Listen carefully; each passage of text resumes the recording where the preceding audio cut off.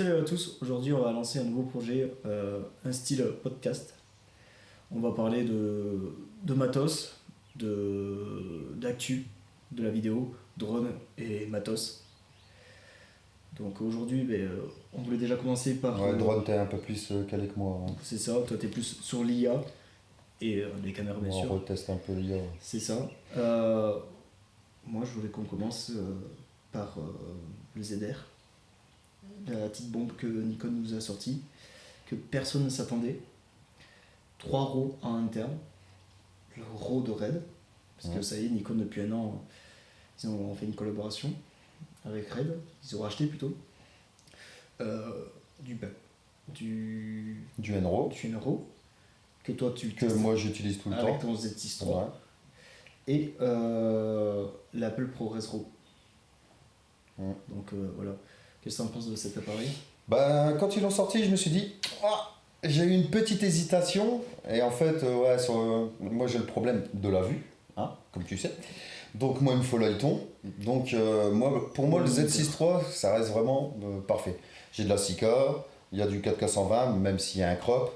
Il y a du RAW. Après moi je tourne toujours avec le RAW mais en light. Je ne mets pas le RAW le plus haut. Parce qu'en soi, oui, il y a le RAW, le NRAW. Ouais, le NRAW. Parce que sur DaVinci, il est quasiment totalement flexible. Tu as les ISO où tu peux régler. Et il est hyper bien compressé parce que quand tu fais un fichier en H265 et en NRAW Lite, c'est exactement la même taille de fichier. Donc c'est pour ça que je me dis autant utiliser le NRAW en Lite et franchement là tu as une flexibilité qui est incroyable. Et c'est pour ça que je reste aussi avec le Z6 III. Pour la photo aussi, maintenant ils ont fait la mise à jour avec la détection là. Ah ouais. Tu sais avec les animaux là, qui passent comme dans le Z8. L'auto-capture. Voilà, c'est ça, l'auto-capture. Ok. Donc ça franchement c'est pas mal. Donc c'est pour ça, là pour l'instant je reste sur ça, parce que voilà, j'ai beaucoup plus de flexibilité au niveau des codecs que sur le ZR. Bah, si tu l'apprends, tu es obligé de faire du RAW, parce qu'apparemment sur les retours, le H265 n'est pas de super bonne qualité. Bon, c'est sûr comparé à ces codecs qui demandent bien plus de capacité. Si tu prends le ZR, c'est pour faire du red code et c'est tout. Après le truc. Après tu peux faire du H265, hein. Moi j'en fais aussi avec le Z6, la qualité elle est top. Hein. Mais apparemment c'est pas forcément à cause du H265, c'est plus à cause du codec qui est vachement réduit. Je crois qu'on est sur du 4.2.0 10 bits. Ah je sais pas. Mais avec des mégabits, un mégabit très bas. Donc c'est sûr que quand on passe à de la 6K en RAW qui a des bitrates de 2 gigabits par seconde à H265, du 4.2.0 10 bits qui a que peut-être 100 mégabits, c'est sûr qu'on voit une différence de netteté. Moi le truc que j'ai trouvé très impressionnant sur cet appareil, c'est qu'il est compact comme ton S9, la même taille. Pour ma vue, l'écran qui est grand aussi. Voilà, c'est comparé à tous nos autres appareils qui sont à peu près à 3 pouces.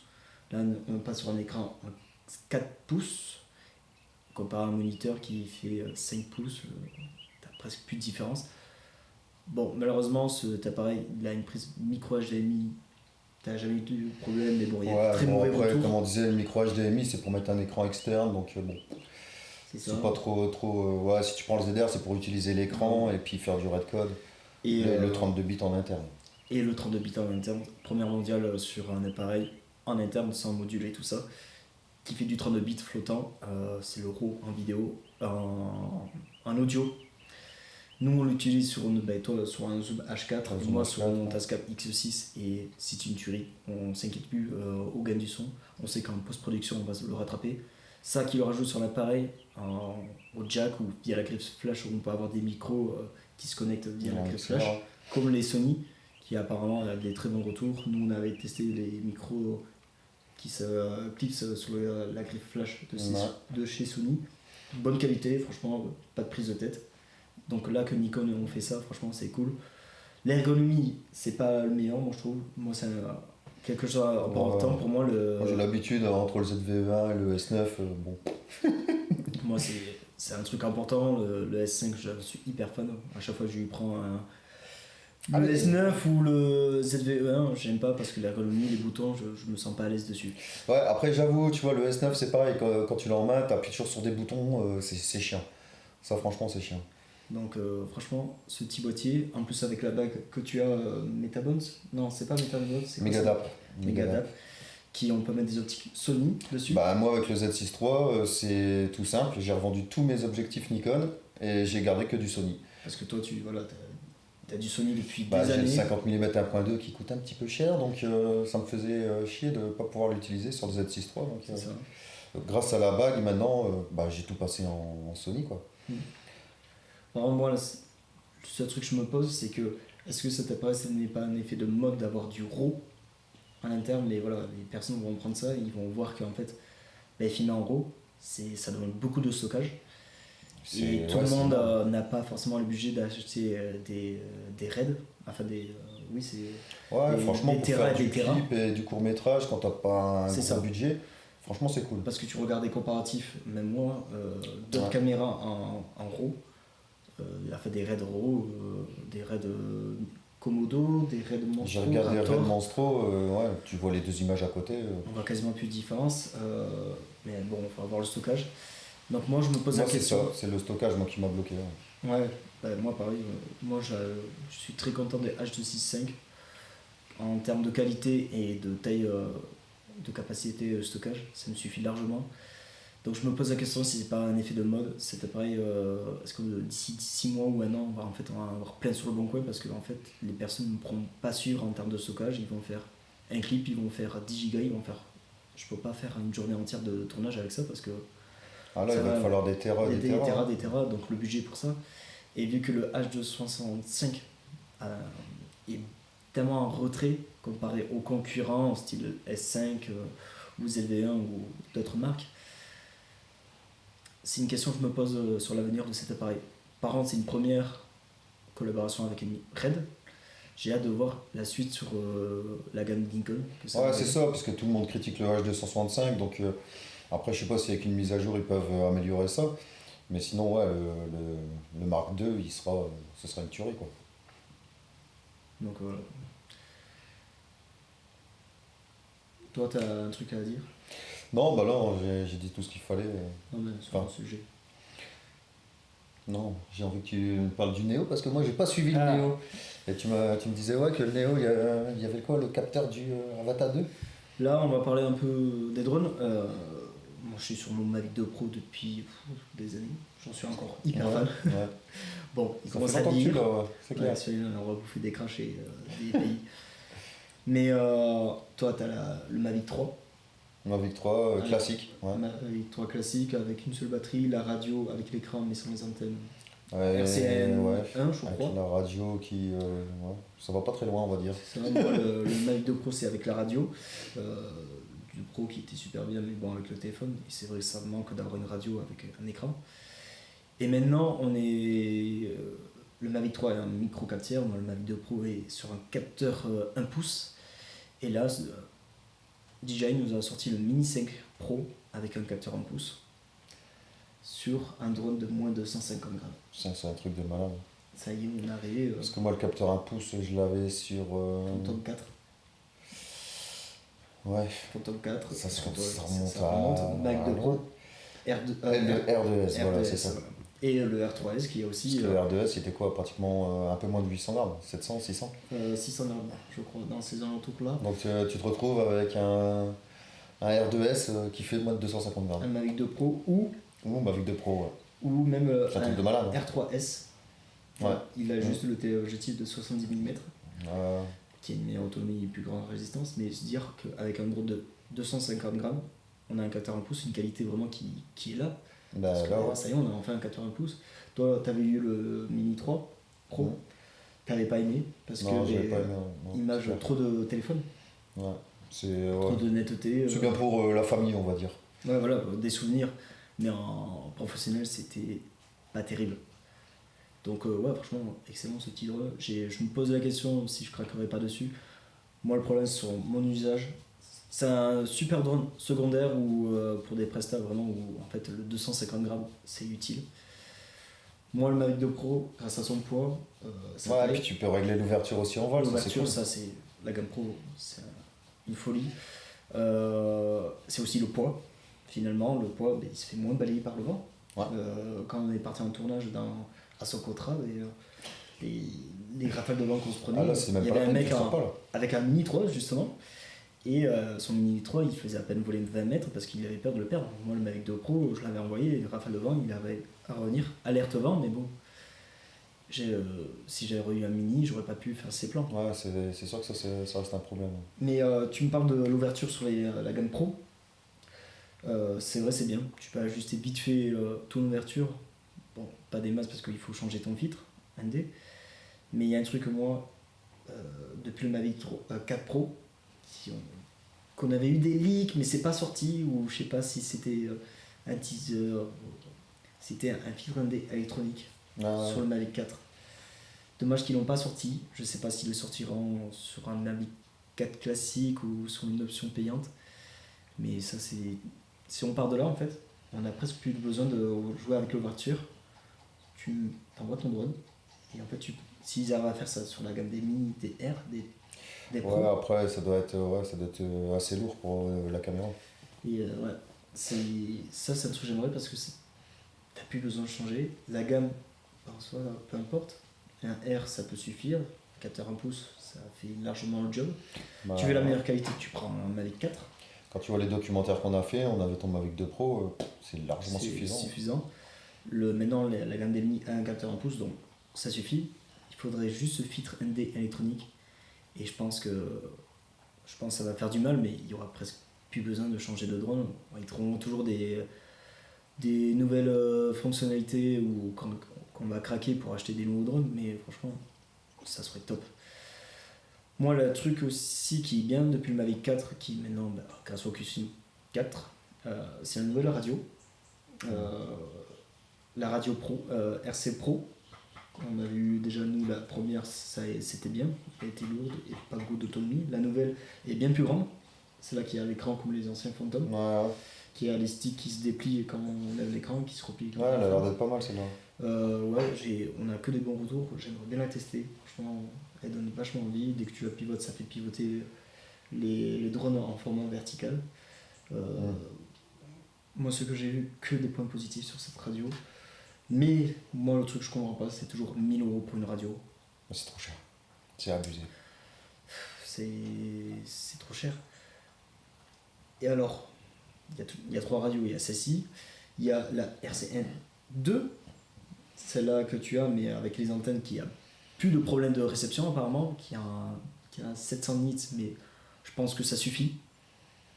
J'ai jamais eu de problème. Après, moi, le seul problème, c'est la distance. La distance, la portée derrière des arbres, c'est horrible. La connexion se coupe. Franchement, je trouve que c'est le meilleur compromis. Pas très cher, 300 €. C'est une radio, 300 €, ça reste acceptable.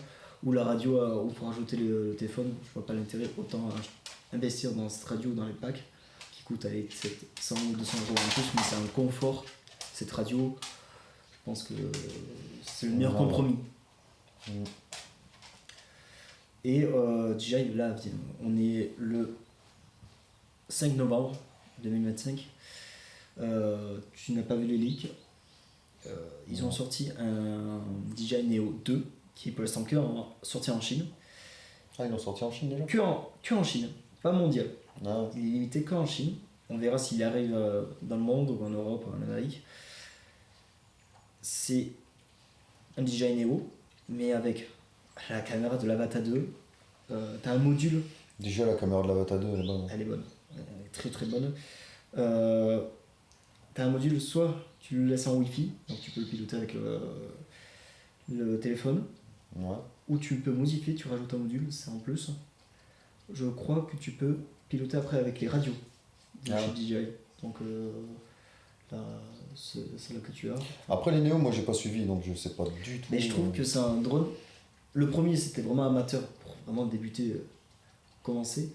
Mais là, le nouveau, le 2, tu dois avoir du D-Log M à mon avis, si c'est la caméra de l'Avata 2. Ouais, bah ouais. Donc t'as ça, c'est sur 2 axes, alors que le premier il était sur un seul axe, donc c'est vraiment comme un Mavic. Donc mieux qu'un Avata 2. L'autonomie 19 minutes réelle, à mon avis c'est 10-11 minutes. T'as toujours la protection des hélices, 360. T'as ce module du coup qui te permet d'avoir une longue portée. et il a toujours ses vols autonomes. Il a des capteurs 360 et lidar. Putain. Donc vraiment une tuerie ce drone. Et je crois dernier truc, il a un petit écran sur entre la caméra et l'hélice droite sur le dock pour te dire quel style de mode. Ah ouais, Non, mais d'accord. Ouais, ok. pour moi, franchement, ce drone, je sais pas à quel prix ils l'ont annoncé. On n'a toujours pas le prix vu qu'il n'est pas sorti mondialement qu'en Chine. Mais c'est là pour moi d'une pure tuerie. Ouais, ça a l'air d'être pas mal. Capteur 360. Donc Ça ça veut dire dépend qu'il est malin. bien plus autonome qu'avant. Il a un lidar. Il a une qualité de caméra maintenant qui est très très bonne. Franchement, c'est un drone à tout faire. Il peut faire du FPV, il peut faire comme un Mavic, il peut faire un drone autonome comme les Asmax. Non, comment il s'appelle ces petits drones autonomes en fait, qui te suivent Je comprends pas du tout. en follow me. Franchement, ce petit drone, je pense qu'il va avoir un très grand succès. Déjà que le premier, il avait bien marché. Pourtant, voilà, c'est un petit drone amateur. Mais là, le deuxième, waouh. Je- Ouais, faudrait que je regarde ça, ouais. Toi qui as la Vata 2, Ouais. imagine, tu peux avoir le meilleur de tout en fait.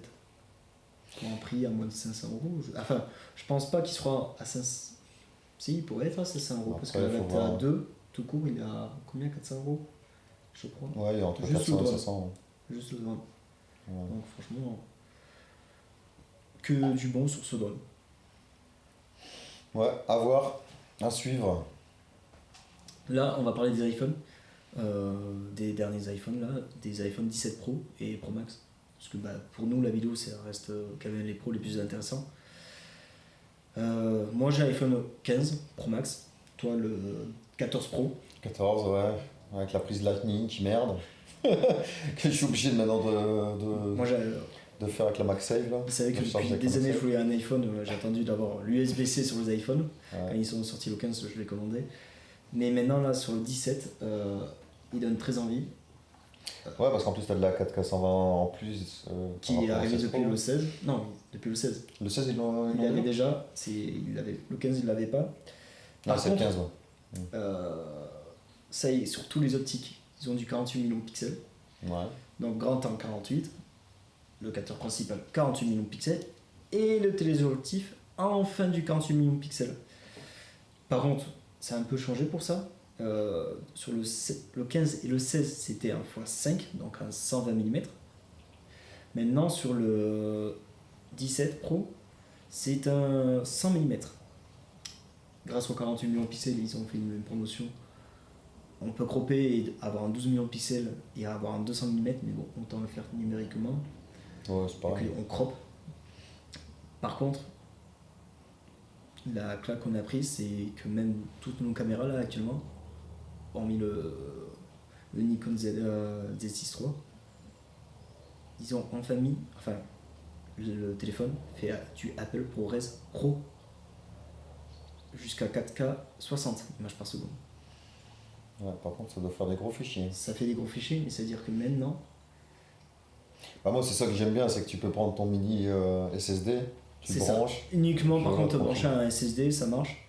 Et ça veut dire que pour 1500 euros quasiment, 1200, t'as une caméra professionnelle quasiment entre les mains, enfin, que tu utilises tous les jours. Ouais, tu l'as dans la poche, c'est cool. C'est ça. Que tu peux faire du Apple ProRes RAW, alors que des boîtiers à pas en dessous de 2000 balles ou 3000 balles ne feront pas ça. Et là, iPhone, ils t'ont sorti ça. Donc on peut tout régler, surtout que maintenant sur DaVinci, le Apple ProRes RAW est compatible. Ouais. Ça c'est bien. Et tout est compatible dessus, l'ISO, la balance des blancs. Et apparemment la dynamique est très bonne dessus. Ils ont sorti aussi un nouveau log de chez Apple qui recommande je crois, J'ai pas regardé. quelques diaphragmes plus en dynamique. Mais apparemment il a de meilleure qualité. Moi le log déjà tout court il était de bonne qualité je trouvais. Et par contre ils sont repassés sur un châssis en alu fini au titane. Je pense que c'est pas plus mal. Apparemment, rigidité, il est un peu moins bon et les couleurs sous l'orange, ça varie. Mais Moi, l'alu, je trouve c'est pas plus mal parce que la dissipation thermique est mieux. Parce que moi, le 15, beaucoup de fois, il se met à surchauffe. Ah bah moi aussi, souvent. Hein. Franchement, je suis déçu pour ça. Donc, alu, chambre d'air refroidissement, je crois, un système de chambre froide là. Juste à côté de la batterie, une batterie plus grande. Euh, Par contre, les versions US ont encore une batterie encore plus grande. Donc, plus intéressant les versions US.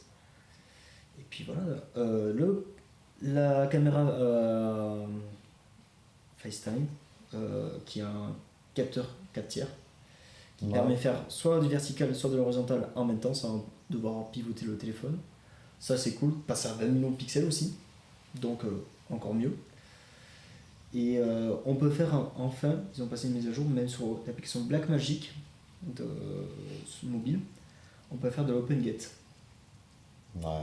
Ça c'est cool. C'est vrai que depuis que j'ai testé le OpenGate sur les caméras, franchement c'est cool pour quand on a des prestations où on demande en fait format horizontal et vertical pour les réseaux sociaux, d'avoir de l'OpenGate, tu as un format quasiment carré, tu fais ton vertical et ton horizontal à la même prise. Ouais, Ça, après cool. quand tu l'auras le 17, il va falloir faire un test avec les caméras, voir si on peut utiliser l'iPhone dans des productions en même temps que les caméras. Quoi. C'est ça, voir si on peut faire matcher. Bon après c'est sûr que si on fait le A Pro Res RAW en termes de giga, il va falloir avoir un bon SSD derrière. Ouais. Mais apparemment juste le log déjà il sera de bonne qualité. On va tester, je suis impatient de tester ça. Ouais. Et c'est vrai que depuis quelques années, les iPhones sont bien améliorés en termes de vidéo. Ah ouais, bah tu vois qu'ils misent tout sur la vidéo. Hein. C'est sûr que Apple pour ça c'est la référence en termes de smartphone pour la vidéo. Moi je suis parti en tournage à la Caraïbe, ma caméra ça a été mon iPhone. Parce que je devais filmer des nuits, de changement de variation de lumière dans des soirées. Et DJI Mic pour le son, franchement ça a été mon meilleur combo que je me refais en fait plus chier avec mon Panasonic S5. Entre l'autofocus des fois il aurait pu lâcher, le son, parce que les préamplis aussi des iPhones, surtout sur l'application Blackmagic, on a aussi du 32 bits flottant, ça aussi. Ça, c'est un truc de malade. En fait, dans le téléphone, tu as quasiment tout comme caméra. Tous les outils pour faire une bonne vidéo, tu as tous les outils pro, franchement, et même les gains et on va dire tout ce qui est automatique, ça marche super bien. T'as pas besoin de contrôler ton gain d'audio, ta luminosité, t'es bien exposé tout le temps en fait. Non, l'iPhone c'est un super outil. Hein. Donc franchement. Si on nous avait dit ça il y a 20 ans, ça progresse à une vitesse, c'est impressionnant. Ouais, c'est super tuerie ce téléphone. C'est sûr qu'il y aura toujours des personnes qui vont râler, c'est trop cher un iPhone, mais faut voir par rapport à ce qu'il vaut en fait le téléphone. Tu l'utilises pour tout, hein, de toute façon. C'est un outil de travail maintenant. Ah oui. Maintenant on va parler du futur des caméras. C'est un truc que j'aimerais bien qu'on me parle. On attend toujours une FX3 Mark II. Alors, est-ce qu'ils vont sortir d'ici 2-3 ans? Parce que toi t'as une d'ici 10 ans. Ah bah moi, ouais, chez Sony j'en ai eu pas mal. Hein. A7S premier du nom, deuxième, troisième. Ouais, parce qu'en plus j'ai commencé aussi avec les A5000, A6000, A6300, A6500, A6600, A6700. T'as toujours été marqué par la A7S par la montée en ISO, que c'était e-clean tout le temps. Ah bah là ouais. Tu voyais dans le noir. J'ai eu, il a eu, on avait eu en tournage aussi des FX3, j'ai eu la FX30 pendant des années, l'ergonomie de la FX30 et de la FX3 est très bonne. Franchement, que du bon sur cette caméra, bonne dynamique, montée en ISO de malade. Autofocus, c'est du Sony, ça lâche pas. Autofocus, moi, le seul truc que je trouve dommage sur les Sony, c'est la stabilisation qui est vraiment. Je trouve qu'elle est minimum. Depuis que j'ai testé les Panasonic. Après, ouais, dès que tu passes chez Pana, c'est impressionnant. Mais le choix d'optique, c'est folle. Le truc que je dis souvent, c'est la poignée de la FX30 et la FX3. Je la regrette. Elle était trop bien cette poignée. J'avais mon minuteur, j'avais un KE600 dessus. Quand je le mettais en mode rig, franchement, je l'adorais. Donc, franchement, qu'est-ce que t'attends sur cette FX3 Mark II? Bah là, ça va être compliqué hein, parce que chez Sony, ils mettent pas grand chose dans leur caméra. Donc, Mais c'est non. vrai que comparé à, tu vois, bah, au Z6 III, hein, c'est toujours pareil. Z6 III, t'as quand même de la Leica, t'as du RAW. Ouais. Mais Sony, est-ce qu'ils vont partir sur la même chose? Parce que là, c'est qu'un capteur de. Ils restent toujours en 4K Ouais, depuis. 4K parce que c'est 12 millions de pixels sur la Ouais, ouais. FX3. C'est soit en fait, Sony c'est 4K, soit tu passes direct en 8K. Mais là, c'est que le A9, A1. Ouais, c'est ça. T'as la 7K qui fait la 7K mais reconvertir en 4K. De OpenGate, enfin de. Je sais plus comment ça s'appelle. Qui en fait, t'as une qualité de 4K qui est exceptionnelle. Comme la 7 III à l'époque, qui était sur de la 6K. Ouais, ouais. Mais en fait, la FX30, la FX3, c'est un capteur de 14-12 millions de pixels, Mm. assez pour avoir de la 4K. Et c'est grâce à ça qu'en fait, il avait une montée en ISO qui était très bonne, plus son double ISO natif à 12 800 en ISO, qui était hallucinant. Mais là, sur ces FX3 Mark II, pour avoir au moins de la 6K, je sais pas si enfin ils vont passer sur de la 6K, ça serait bien parce que maintenant toutes les caméras sont au minimum en 6K. Je pense que ça va être la nouvelle norme d'ici là ou d'ici 2 ans. Ah, t'imagines, le Panasonic S1, déjà, il faisait de la Leica il y a combien d'années? Ça, il y a des années, il y a presque 10 ans. Mais on va dire toutes les caméras maintenant. Les Nikon sont en 6K minimum, Pana sont en 6K minimum, Canon, Fujifilm. Canon sont aussi en 6K, mais en 4K, mais oui. Non, mais à 650 aussi, et en 6K, voire 8K je crois, si je dis pas de bêtises. Je me souviens plus. Ouais. Fujifilm est en 6K, ou de la 8K par rapport Ou XH2. XH2 ou XH2S pour la 6K.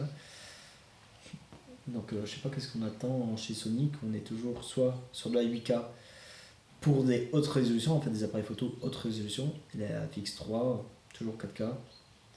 Donc moi j'aimerais bien la 6K. Bah après, de toute façon, tu le vois, ouais, les appareils commencent à faire. Bah, Canon, ils font leur petite caméra ciné. C'est ça. Nikon, pareil. Voilà, ils endureront en interne. Donc, je pense que ouais, Donc, toute la l'occurrence, FX3, il faut qu'ils passent qui est en modèle. en interne. C'est ça. Pour en interne, le form factor de l'ergonomie de l'appareil, je te demande pas qu'il change, je le trouve très bien. Ouais, non, franchement. Peut-être plus de boutons, parce qu'apparemment. Oui, tout les un autres- fan de boutons. Mais non, mais ce qu'ils disent maintenant les gens, ben ouais, c'est vrai que la C50 disent ben, plus de boutons, plus facile à personnaliser. C'est vrai, mais bon, je trouve pas ça dérangeant. La poignée, j'aimerais qu'il la garde. Ouais, les poignets, ouais, c'est ça. Bah, de toute façon, chez Canon, il y a aussi. L'autofocus, franchement, rien à dire. Bon, depuis maintenant, il y a l'IA. Là, sur le nouveau, il vient de sortir encore une nouvelle mise à jour pour l'autofocus. Ouais, j'ai vu, ouais. Pour le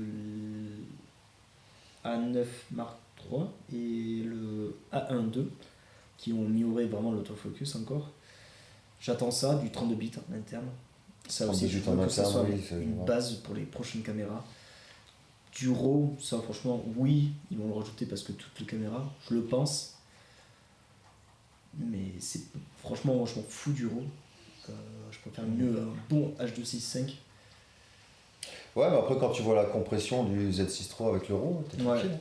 c'est C'est sûr. tranquille parce que c'est la même taille que le H265. Tu peux, voilà, si tu te plantes sur les ISO, la balance des blancs, c'est bien de pouvoir la rattraper aussi. Bah, tu me connais, hein. Ouais, voilà. Comme je fais tout à l'arrache et que je merde quand même pas mal de Ça choses. permet de vachement rattraper. Si on pouvait faire aussi le focus, ça m'arrangerait bien ça aussi. iPhone. Non. Et moi, le dernier truc aussi, c'est la civilisation. J'espère qu'enfin ils vont améliorer ça parce que. C'est vrai que la stabilisation, quand je vois là, avec le S9, avec le 10 mm là-haut, là, qui marche, Ça bouge pas. Ouais. c'est impressionnant. Moi, c'est un petit truc. Ouais. Chez Sony, j'étais un peu agacé de la stabilisation. Bon, c'est sûr que quand on met sur un gimbal, bah, c'est bon, c'est fini. C'est bon, stabilisé. Mais quand on tient à main levée, c'est sûr quand on a une bonne posture, ça bouge moins. Mais quand on a touché à du Panasonic, c'est super bien. Ouais, franchement, ouais, c'est cool. Qu'est-ce que t'attends sur les autres marques Bah, Fujifilm, Ouais, non, Fujifilm, ça. bah déjà le XH2S, tu vois, il était déjà bien complet. Ouais, manquait juste un bon autofocus. Ouais, ça l'autofocus. Mais franchement, rien à redire sur cet appareil. Là, tu te dis qu'est-ce qu'ils vont faire de plus là sur Parce qu'il y le avait déjà XH3S. ouais, du RAW, toujours pareil. RAW et du Ouais. Turnobit en interne. Ce sera de toute façon ce sera comme la FX Mark II. Oui. La FX3 Mark II. Ce sera pareil, en interne. De toute façon, il fait déjà de la 6K, de la 8K, on Déjà. s'en fout un peu quoi. Surtout sur un Super 35, franchement. La Ouais, 8K, moi, c'est un Super truc, je m'en 35, fous. Je préfère mieux avoir un capteur 6K qu'un 8K.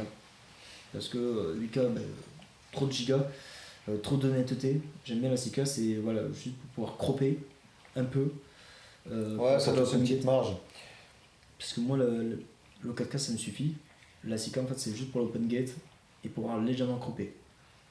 Ouais, non, mais c'est ça. Sinon, 8K, je m'en fous. Ouais, 6K, c'est. Bah, regarde, tu vois, moi j'avais pris le XH2 en 8K, je me suis dit, ouais, c'est cool, on va pouvoir cropper et tout. Mais en fait, bah, déjà ton cadre, tu le fais, il est nickel. Donc, Bah, tu travailles déjà t'as pas ton trop image. t'as pas trop l'intérêt. Tu peux te dire, ah bah tiens, ouais, j'ai de la 8K, comme ça, si je me suis planté sur le cadrage, bon, bah, je pourrais recadrer un peu comme je veux. Mais bon, en fait, la 6K, ça suffit largement, hein. Après, il faut voir plus tard, hein, mais même les télés, ils disent que de toute façon, c'est tellement énergivore Oui, qu'ils c'est vont ça. pas les passer en 8K. Donc, Je pense au pas. début, tu dis, bon, je prends de la 8K, je fais comme ça, au moins, bah, t'es Ça tranquille va pendant durer. 10 ans.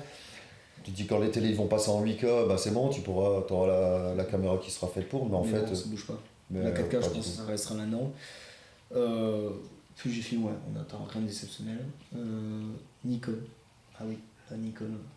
On a le Z9, ça fait des années qu'il est sorti. Z8, ça commence à dater. Ouais, Le mais quand tu vois Z3, Z8 déjà, il tout est ce sorti qu'il il y y a a dedans. 1 ou 2 ans, mais il est bon. Je pense qu'ils vont sortir sur une nouvelle génération. Surtout que là, ils ont bien montré avec le ZR que voilà, ils vont se bouger avec Red. Là, franchement, Nikon, j'y Ah, attends. Nikon, là, ils sont. Ouais, ils J'attends sont juste bons, qu'ils sortent une caméra un peu plus destinée, un peu plus ciné, tu vois, comme une sorte de FX3. Bah, de toute façon, toutes ces caméras, actuellement, tu vois, Canon commence à essayer de faire une copie là. Ouais, c'est ça. d'une FX3. Sony, ils vont faire une FX3 Mark II. Je pense que Avec les le Nikon ZDR, ZR, pareil. ils pourraient faire une version Fujifilm, ça reste toujours appareil photo. Panasonic, ils avaient fait un format cube, mais bon, Panasonic. Bah après, C'est un style à Fujifilm, part, ils on font va y avec revenir. le moyen format, avec la GFX. Oui, mais ça Mais passe c'est bien. trop cher, les codecs à l'intérieur, c'est de la merde. Donc, et puis, il est hyper cher. Ouais. Donc, c'est pas pour nous, c'est pas pour nous. Mais faire un truc peut-être, ouais. Bah, en Super 35, de toute façon, quand tu regardes les raids, ils sont en Super 35, donc ils pourraient faire une version cinéma Fujifilm, hein. C'est ça. Enfin, dans les tarifs entre 3000 et 4000 euros, on va dire. Ouais, parce que après, le Z8 il était bon, le Z9 il était super bon aussi, ouais, c'est les mêmes. Ah, le Z8, il est complet. Franchement, Il est complet. là on arrive à un stade, en fait, les appareils, il n'y a plus grand chose à améliorer. Hein. Bah, non. Hormis voilà, des petits détails, ouais, 32 bits, toujours pareil, 32 bits. C'est du pour RAW. ça que tu vois que moi sur Bah ma non, il y a chaîne du RAW. j'ai arrêté les tests parce qu'on arrive à un stade où bah, c'est tout équivalent. Il n'y a pas grand chose qui change. Et ouais, moi je trouve qu'il n'y a plus trop d'utilité. Ouais, Toutes les marques elles sont bonnes maintenant. ouais, parce que même en photo. Ah si, chez Sony on attend aussi la 7.5 qui commence à tarder quand même. Ah, à la sortir. 7.5, ouais. FX3 Mark Je II. me suis dit peut-être qu'il va sortir avant Noël là. Ouais, Mais peut-être. je sais pas. J'ai pas suivi les rumeurs, les leaks, Mm. tout ça. J'ai pas suivi. Je Donc sais sais pas, où ça en est. même moi j'ai pas trop regardé parce que déjà la 7K il était bon. J'espérais enfin de la 4K 120, peut-être avec crop, mais bon, si c'est ça, ça serait mieux. De la 4K 60 sans crop par contre, ça c'est primordial je pense. Ouais, parce que maintenant ouais, les améliorations ça va être ça, la 4K 240. Ouais, je pense pas qu'on y arrivera, mais On va y arriver, on va y arriver. Oui, non. Mais Ça, après, comment- ouais, de toute façon, là, franchement, elles sont presque toutes à fond, hein. Tu peux pas trouver. Et moi chez Panasonic, parce que maintenant depuis que je suis passé Ah ouais, full Panasonic, le S1 Mark c'est II. lui aussi. Le SH Mark II, on l'attend. Mais qu'est-ce qu'on attend déjà quand ils ont sorti la S1 Mark II, j'en peux plus de ces noms. On pensait que ça allait être un SH Mark II, mais non, ça a été lui. Finalement, les quelques défauts qu'il a, je préfère mieux attendre et avoir un SH qui va tout défoncer, qui va pas, ça va être un monstre pendant des années. Après, ça va être le filtre OLPF. Moi, Ouais. c'est pour ça que j'attends le S1 Mark II. Après, c'est la base qui devrait. Ben voilà, tu vois, on parle de toutes les caméras, mais en fait, ouais, le filtre OLPF, ça devrait être la base dans une Peut-être caméra. aussi filtre ND interne.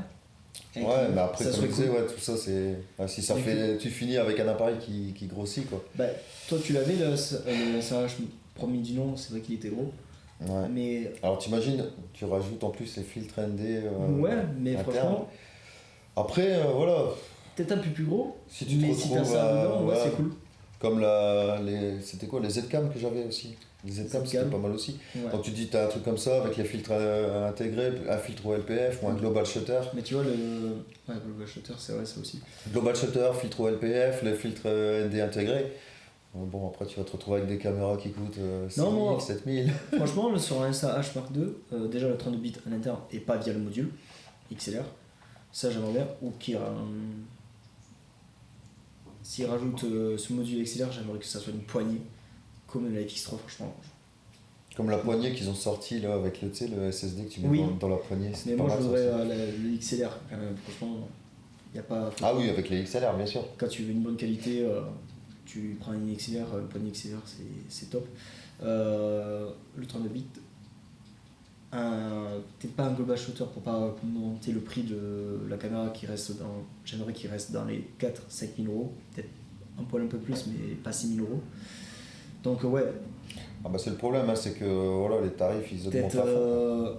filtre, capteur empilé, ça reste bien quand même pour réduire Ouais. le rolling shutter. Les ND internes, parce que s'il faut le même gabarit que le premier qui augmente légèrement au niveau de la bague, ça ne me dérange pas. C'était un bon boîtier, tu l'avais bien dans la main. Il était Après, un peu c'est lourd. dans les RX100, je sais plus, le 6 ou le 7 que j'avais dans le 6, non le 5, où tu avais les ND intégrés. Même sur un petit compact, Oui. tu avais Oui, mais pour la des photo. ND. Ouais, pour la photo. Mais bon, tu vois, Mais regarde, ça reste peut-être la faisable, quoi. C80, la C70, ils l'ont. Ça fait la même taille quasiment qu'un Z6, un Z8 ou un Z9, qui sont quand même des gros boîtiers. Mais le Z8, oui, il est gros, mais tu l'as bien en main, ça ne me dérange pas. Je préfère mieux un gros boîtier. Je sais pas, le Z8, j'ai jamais eu en main. Ouais, mais moi j'ai eu un Après, même moi, tu vois, je me dis, bon, Z6 III, je me dis, je Il est gros, en peut-être plus, sur le le Z6 Z8, ce serait pas mal. Ouais. Pour la photo, vidéo, tu te dis, il est bien complet le Z8. Hein. Et pour finir sur le SRH d'abord, Mark II, les petits problèmes d'autofocus que le S5 Mark II a, tu vois, 4K 120, ça passe Ouais. par En détection de des contraste. contrastes, et non de phase. Ces petits trucs qui Ouais, manquent pas mais grand c'est chose. ça, ils se gardent des petits trucs pour le SH, Voilà. c'est pour ça. Mais par contre, la dynamique apparemment elle est folle, autant que Ouais. Larry en RAW. Ouais, c'est ça, ouais, la dynamique, elle dépense. 17, stop de dynamique, je crois que c'est la caméra qui a le plus de stop de dynamique. Il a combien, 3500 euros, je crois. Ouais, 105, ouais. Franchement, il ne manque pas grand chose pour avoir un SAOS parfait. Alors, on approche. Hein. D'ici 2 ans, c'est bon, hein, t'auras C'est des ça. caméras qui auront un peu tous ces petits défauts en moins. Ah oui, si, le rideau. Ça, j'aime bien. Ah putain, le ça. rideau. Ah ouais. Le rideau. Ah ouais, ça on l'a oublié. Ça, c'est un truc où on n'a pas encore- Combien de fois je me retrouve avec des poussières sur le Ouais. capteur, surtout en documentaire, c'est la merde. Ouais. Donc franchement, j'attends que ça. Moi, c'est vrai que l'ergonomie, j'aimerais qu'il garde à peu près le même que sur le S5 Mark II et le S1 Mark II. L'ergonomie, je l'adore de ce boîtier. Je le Après, préfère que Panasonic, les ils sont bons. Franchement, depuis que j'ai goûté, ouais, j'adore. Je veux dire, tous les boutons sont accessibles et surtout intuitifs. T'as le focus, t'as tes sélections de zones. Franchement, j'adore Non, ce boîtier. franchement, après le mix, ils ont toujours été bons en vidéo. Ouais, en vidéo, c'est excellent. Quand tu vois, regarde, moi j'ai commencé avec l'UBX, avec le GH3. Ouais. GH3, C'est vrai. GH4, GH5, Mais tu vois, GH5S. c'est pas le même design. Les GH et les S5. Ah ouais, non. Mais je parle en vidéo, tu vois. Ouais, ils, en vidéo, ils sont excellents. excellents. Quand tu vois le GH5, même Manuel GH5, il est impressionnant. Et tu regardes maintenant d'occasion, Oui, j'ai oui. regardé ce matin, 400 balles. Ouais. Mais tu vois, pourtant, c'est des boîtiers qui font en plus appareil photo parce que vraiment, tu as une ergonomie d'appareil photo. Ouais, Il est c'est pensé, en fait, mais tout l'intérieur est pensé pour la vidéo. C'est bon en photo, mais quand tu es en vidéo sur Panasonic, t'as vraiment en plus, les menus sont pensés vidéo. Sony te sort une FX3, t'as pas de waveform, Ouais. t'as plein de réglages en fait qui font penser à un appareil photo alors que ça reste une caméra ciné. Par contre, quand tu passes sur les FX6, là, oui. Là, oui, t'as vraiment le menu vidéo. C'est ça, je comprends pas. Mais ouais. Et le truc qui est étonnant chez Lumix, Panasonic, c'est qu'ils t'ont pas fait de boîtier style FX3 encore. Après, je trouve qu'il n'y a pas besoin, j'adore l'ergonomie, ils n'ont pas besoin de changer. Ouais. Ah, voilà, dans le futur, ouais, ce qu'ils vont faire. Bah, de toute façon, là, ça va jouer avec le S1H Mark II, hein, on va C'est voir ça. ce qu'ils vont faire. À mon avis, il va y avoir une bonne concurrence là entre alors Nikon, je sais pas qu'est-ce qu'ils vont nous sortir, mais entre une FX3 Mark II, une C50 qui est quand même bonne parce qu'il y a du RAW aussi en interne et tout ça. Je pense que après, moi, ce qui me bloque à chaque fois, c'est le capteur qui ouais, passe le capteur stabilisé, qui passe à viser, ça aussi. Mais ouais, là tu vois, Nikon, je pense. Non, Canon, ils ont essayé de sortir la C50 avant la FX3 pour que les personnes achètent. Mais toutes les personnes qui sont chez Sony, ils attendent que la FX3 Mark II. Nous, on attend le Panasonic S1H. Ouais. Je crois que là, pour la vidéo, c'est Ça carrément. fait des années. Hein. Il y a même un moment donné où je me disais, bon, est-ce que je reprendrais pas le S1H? Les premiers du nom, ils Putain. sont même prix que les Panasonic S5. Ah, parce que comme il est encore bon, hein. Il est super bon. C'est ça. Bah ouais, parce que maintenant c'est le futur de notre métier. Ouais, l'IA, Ouais. une grande aide et qui prend aussi quelque part de notre métier. Ouais, parce que moi déjà, juste pour la musique, parce que moi je compose de la musique pour les documentaires, tout ça, et tu te dis, bon, bah là, Suno, j'ai un de mes potes là qui m'a fait écouter des trucs, ça commence à être impressionnant ce qu'ils font. Donc là, il y en a beaucoup qui travaillent avec Artlist, donc bon, déjà avec des compositeurs qui sont directement sur Artlist. Ouais, mais t'as vu, Artlist maintenant, ils ont sorti l'IA dedans, Ouais. où ça te sort de l'image, la voix, créée Ouais. par IA, qui marche super bien. Tu peux en gros créer presque ton histoire via Artlist, t'as tout en fait dedans. Ah ouais, et puis j'ai vu qu'ils commençaient aussi à travailler avec VO3. Je sais pas s'ils ont mis Sora 2 dedans. Je sais pas. Après, Artlist, je l'utilise plus trop. Mais franchement, j'ai vu ça, c'est vrai que. Ouais, en fait, l'avantage pour nous avec l'IA, c'est que bah, ça va être niveau transition. À un moment donné, je regardais un mec qui avait fait un plan, tu vois, avec une caméra posée sur la voiture, sur le capot de la voiture, et une caméra qui était sur une voiture qui roulait, qui suivait la voiture. Et donc, avec la transition, ils ont réussi à faire comme si que la caméra, elle partait du ciel, et qui arrivait, et qui rentrait dans la voiture. Et franchement, la transition, elle était impressionnante. Tu vois, c'est des transitions que toi, tu peux pas faire. Et là, avec l'IA, tu peux réussir à faire des transitions qui sont impossibles à faire, quoi. Merci, Moloch. Ouais. Limite, il va nous monter sur la table et tout ça. De rien. Un coucher. Et, mais même pour. Déjà, les transitions, les effets, grâce à l'IA, ça aide vachement. Maintenant, presque tous nos logiciels sont via l'IA. Mais même pour créer une histoire, avoir un scénario, tu demandes à Tu peux faire des storyboards, comme moi je sais pas dessiner, tu peux faire des storyboards. Tu peux même l'animer, tu peux même faire des storyboards animés. Moi qui sais pas écrire, bah automatiquement tu vois, tu donnes tes idées et il écrit le truc. Si tu peux faire des scénarios. Tu lui parles et tu peux lui parler à ChatGPT, il va te répondre, avoir une conversation et finalement tu vas avoir tout en écrit à la fin. Tu vois, comme là, j'avais un pote qui sait pas écrire des scénarios. Bah, je lui dis, bah, tu vois, t'écris tous les trucs et il te fait le scénario complet. Donc, moi, à un moment donné, j'avais fait un petit court-métrage. Et donc, je lui ai dit, fais-moi un court-métrage sur ce que j'avais fait. Et tu me dis exactement toutes les scènes, et les caméras, les plans et tout ça. Et le truc, il me fait tout le scénario. Il me dit les plans que je dois faire. Donc là, pour l'endrun qui avance, plan serré sur telle personne et tout. Et c'est quasi exactement ce que moi j'avais fait dans le court-métrage. Donc je me dis, tu vois, une personne qui sait pas faire tout ça, ça c'est une excellente aide. Après, pour les effets spéciaux aussi, pareil, c'est impressionnant ce que tu peux faire. Rajouter des explosions ou faire des trucs. Non, franchement, ça va nous faciliter le boulot et permettre de faire d'autres choses que on pouvait pas faire avant, quoi. C'est ça. C'est pas forcément en fait. Faut avoir peur de ça. Moi, je suis pas une personne qui m'intéresse à fond l'IA, tu t'intéresses bien plus à ça. Ouais. Mais faut voir plus ça comme une aide, pas quelque chose qui va nous prendre notre métier. Bah, comme on Ça disait, va un tu peu. vois, Mais Les mecs il y qui aura disent, toujours besoin. enfin les vidéastes qui disent ouais ça va nous prendre le métier, tu peux pas parce qu'un mariage tu vas le filmer, c'est pas une IA qui va le faire. Bon, à moins que t'aies le robot qui arrive, qui porte la caméra et qui le fasse. Oui. Mais bon, tout ça, voilà, tout ce qui est événementiel, les entreprises, enfin donc non, nous on aura toujours du boulot. C'est juste que ça nous fait gagner du temps. Ouais. C'est juste ça, ça va nous faire gagner du temps, ça va pouvoir nous faire. Moi, il y a plein de fois où je voulais faire des effets, bah tu peux pas faire parce que tu te dis ah bah, je vais faire appel à une équipe qui va te faire ça en 2 semaines, qui va te coûter 30 000 euros. Ben non, grâce à l'IA, maintenant tu vas pouvoir faire des effets que tu pouvais pas faire avant.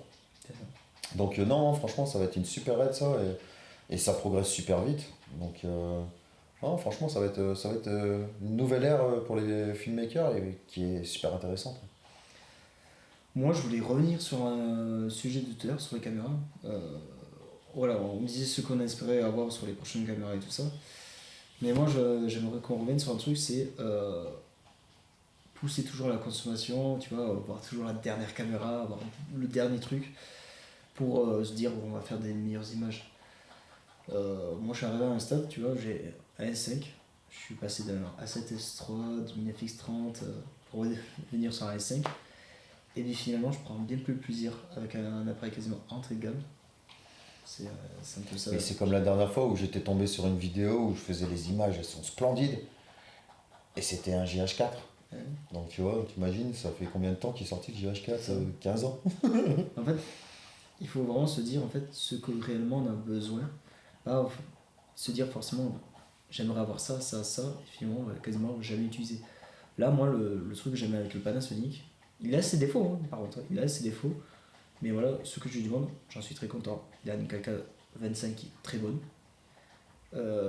L'open game, c'est pas un truc que je m'attendais sur ça, mais franchement, depuis que je l'ai, j'en suis très content maintenant, pour les clients, pour le format vertical et horizontal. Et aussi pour l'anamorphique, c'est utilisé. donc, C'est ça.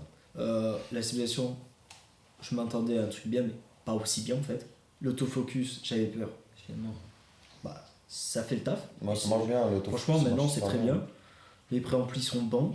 Les menus, Alors, en je les plus, adore. tu vois, regarde, avec l'Helios, regarde, tu vois, il te lâche pas. Hein. Ouais. Mais tu vois, là, c'est mon Samyang 3550 f2 à f2.8. Il l'a jamais lâché, j'en suis très content. L'optique est quand même plus lourde que le boîtier. L'optique fait 1,2 kg. Elle est impressionnante. Hein. Mais si tu veux. Bah, Mais, avec ça, t'es tranquille, 35, 150. c'est ça. Mais le boîtier, voilà, ergonomie, j'adore. Le menu, ils sont très bien.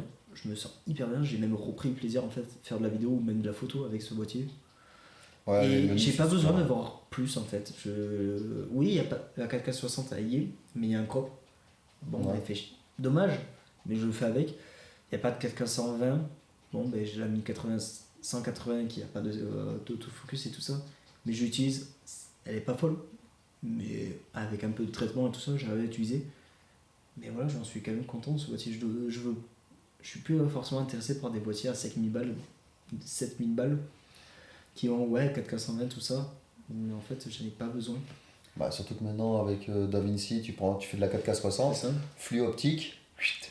Ben, même toi, tu vois, tu rêvais tout le temps d'un A7S3, des grosses caméras. Ben, maintenant, tu vois, t'as des boîtiers à 2000 balles. Et en fait, t'en Ouais, es très content quoi. Ouais, je suis redescendu. Ouais. Tu dis le S9, je me suis dit, bon, c'est cool, au moins c'est un petit appareil. C'est pas mal. ZV-1, c'est pareil. Ben, en fait, t'es arrivé Moi, je prends juste pour avoir un truc compact. C'est ça, mais surtout qu'on est arrivé à un stade où en fait le matos est tellement bon, déjà à 2000 balles, Ah t'as bah pas besoin de plus. oui. Ouais. T'as pas besoin de renouveler, ils ont sorti le S5 Mark II. Bah, Ouais. oui, il est bien, mais je ne revendrai pas absolument mon S5 pour ça. Ah, parce que tu regardes le S9, je l'ai payé 800 balles. J'ai un Helios 58 mm qui a 50 ans dans la gueule. Voilà. Tu dis 800 balles plus l'Helios, ça fait 900 balles. Pour 900 balles, tu as déjà une config qui très bonne est config, là. exceptionnelle. Mais je dirais, t'as un bon. Si tu prendrais pas un Helios, mais d'autres optiques de chez Ah bah oui. Lumix, t'as S9 ou S5 Mark II qui est un peu plus cher que le S5, mais pour presque 1000 ou 1500 balles, t'as une bonne caméra qui fait de la vidéo, de la photo et un bon autofocus. Mais bon, en soi, maintenant, toutes les marques sont bonnes. Tu as toujours un boîtier entre 1000 et 2000 balles qui peut bien faire tout. Bah, un peu comme le ZDR. Z6 III, hein, comme ils ont sorti le Nikon ZR, le Z5 II, automatiquement le Z6 III d'occasion il tourne autour des 1500 balles. Tu dis 1500 balles, tu as du RAW en interne, de la Leica, c'est impressionnant maintenant ce que tu as. Donc, et c'est surtout que tu as une possibilité de parc optique qui est impressionnante avec la bague Sony. T'imagines tous les objets, T'as les les objets que tu peux mettre objectifs dessus. Sony plus du coup Nikon. Nikon, Donc, tu peux mettre, regarde, comme moi je peux mettre aussi les Canon EF, donc tu peux mettre quand même pas mal d'objectifs. Donc ouais, t'as... euh, franchement, maintenant pour faire de la vidéo, Ouais, maintenant, t'as du choix. le mec qui commence la vidéo maintenant, il y a un choix, mais il est perdu. C'est ça. Il a trop de possibilités, il aura en fait pas de Ah mauvais ouais, choix. c'est impressionnant. Impressionnant. Donc ouais. Même tu vois la 6700, tu vois, tu dis c'est un petit appareil, il coûte 1000 balles neuf. Quand tu vois les possibilités que tu as, c'est... Ouais, non, franchement, là maintenant tu as un budget de 1000 euros, tu peux réussir quand même à faire pas mal de choses. Hein. C'est ça. Mais tu vois, ça pourrait être un exemple d'un prochain épisode. Faire budget 1000, 2000 euros. Quelle caméra on pourrait choisir. Là, il va avoir beaucoup de choses à voir. Là. Je pense qu'il faudrait qu'on C'est fasse énorme. une catégorie 9. Parce qu'après, d'occasion, on peut jouer aussi, mais on va avoir trop de choix en fait. Bah, l'occasion, ouais, c'est l'avantage de l'occasion. C'est que tu peux commencer à prendre d'occasion, tu négocies le prix, et ce qui fait que comme ça, après, tu peux revendre au même prix. Donc tu perds pas d'argent avec l'occasion. Donc tu peux essayer, et tu peux même des fois faire du bénéfice. C'est ce que j'ai fait pendant des années. Hein. Mais ça, tu vois, ça sera le sujet d'un prochain épisode, je pense. Ouais. Bon, j'espère qu'en tout cas vous aurez aimé cet épisode. N'hésitez pas à mettre des commentaires pour dire des points où on pourrait améliorer ou des sujets que vous aimeriez qu'on parle la prochaine fois. Et sur ce, je pense qu'on se dit à la prochaine fois et bon vol pour moi. Adios, amigo!